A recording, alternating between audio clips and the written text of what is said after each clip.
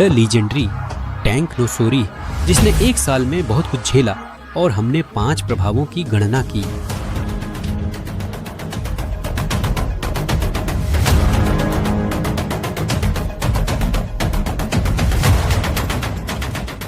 जो आपने अभी देखा वह सिर्फ 1 महीने पहले अगस्त में हुआ था।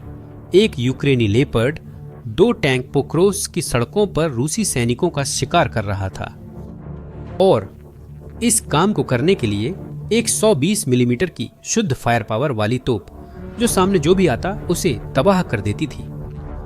कम लोग जानते हैं, लेकिन यहां बड़ी समस्या है। यही वही टैंक है जिसे आपने सड़कों पर राज करते देखा था। यह एक आसान शिकार है और साथ ही बहुत महंगा निशाना भी है, क्योंकि जब वह जमीन पर सैनिकों का शिकार करता है, हजारों रूसी ड्रोन आसमान में उसे शिकार बना रहे होते हैं, और दुर्भाग्य से वे इस लड़ाई को जीत रहे हैं। क्या आप इस समस्या की गंभीरता का अंदाजा लगा सकते हैं? रूस ने सिर्फ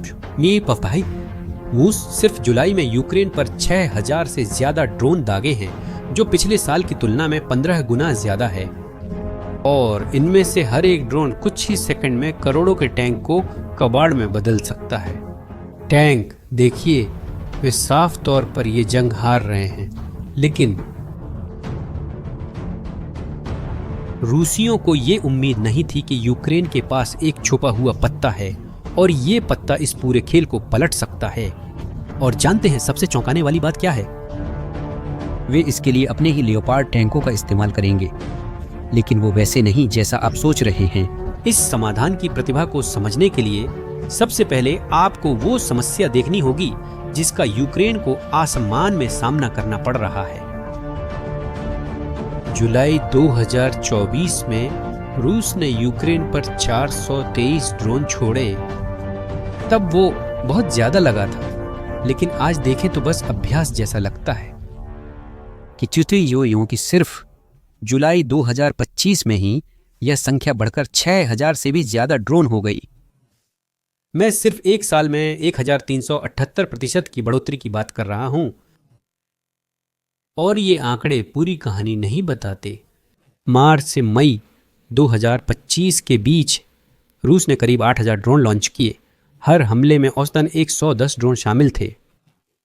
हर रात कीव जैसी शहरें लगातार सायरनों के डर के साए में जीती है, एक कान फोड़ू आवाज जो घंटों तक बजती रहती है।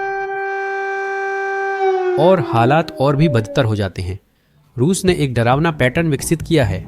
हर बार जब भी कोई शांति वार्ता या कोई महत्वपूर्ण कूटनीतिक घटना होती है, पुतिन जवाब में ड्रोन से बड़ा हमला करने का आदेश देते हैं। इसका एक अच्छा उदाहरण मई में इस्तांबुल की बातचीत के बाद हुआ, जब रूस ने यूक्रेन पर 250 से ज्यादा ड्रोन से हमला किया।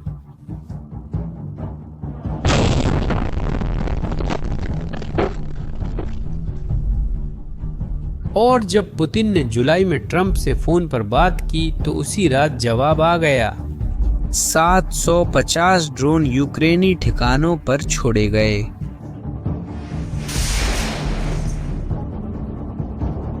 वहीं अगस्त में अलास्का की बैठक लगभग 550 ड्रोन के हमले से चिन्हित रही, और हाल ही में सितंबर में रूस ने अपना ही रिकॉर्ड तोड़ दिया।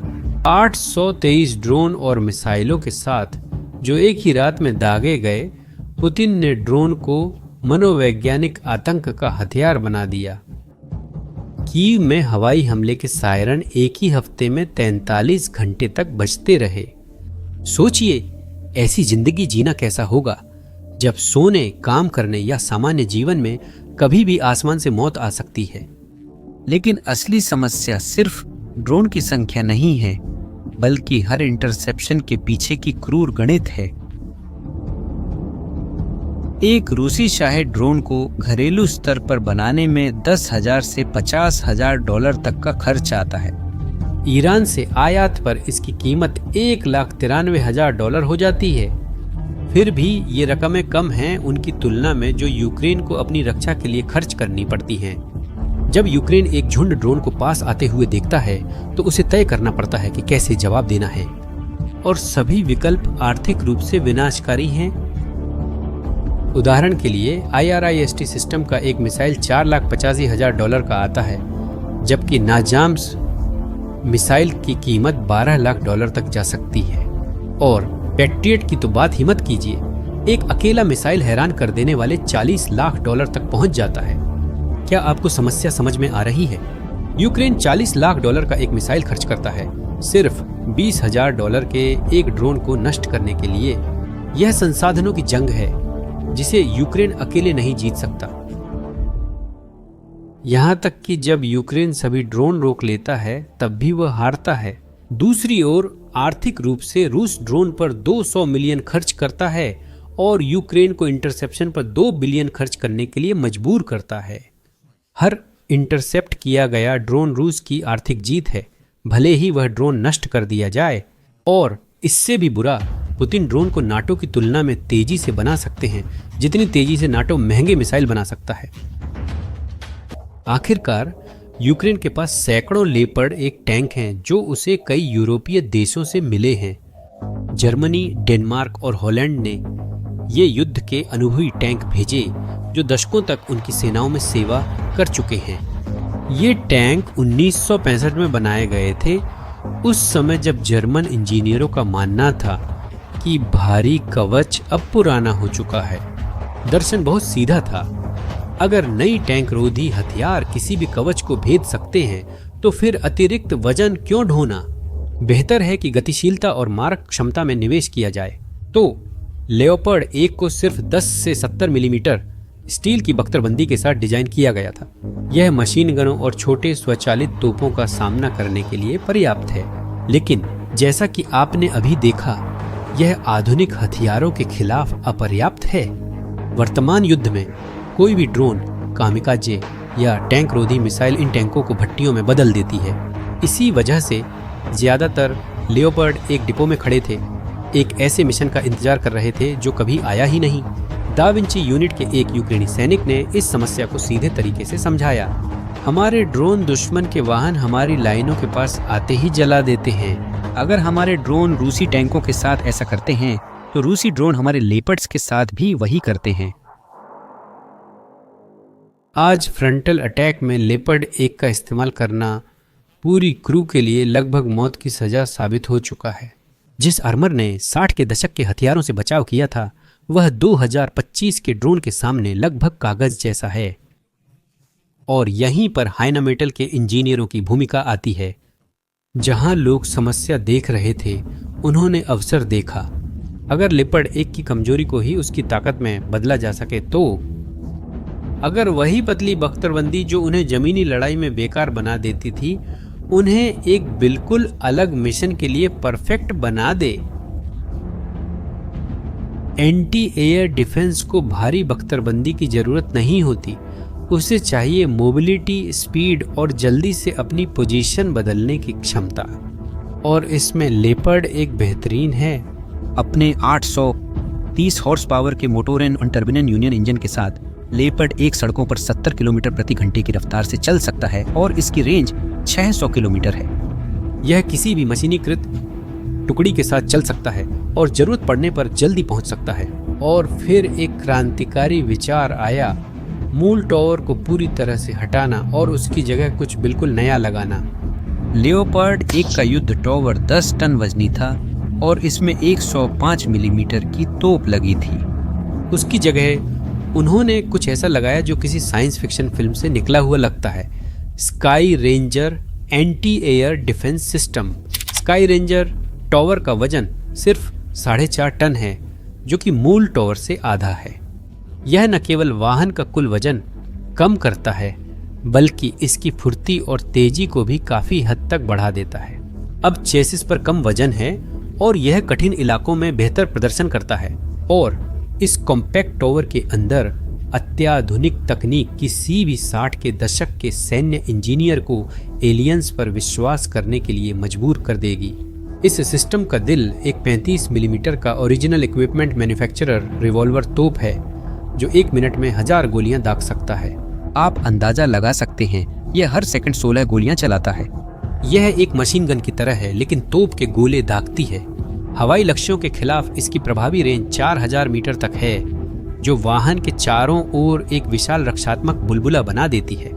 इस बुलबुले के अंदर कोई भी ड्रोन जो प्रवेश करता है उसकी जिंदगी के बस कुछ ही सेकंड बचते हैं। टॉवर में 252 गोले तैयार रहते हैं जो कई ड्रोन झुंडों से निपटने के लिए पर्याप्त हैं, इससे पहले कि उसे फिर से लोड करने की जरूरत पड़े। और सिस्टम स्थिति के अनुसार ऑटोमेटिक और मैन्युअल मोड के बीच बदल सकता है। लेकिन यहाँ हम एक चौंकाने वाले विवरण पर पहुंचते हैं, क्योंकि ये आम गोलियां नहीं हैं। असली जादू ए हेड गोला बारूद में है।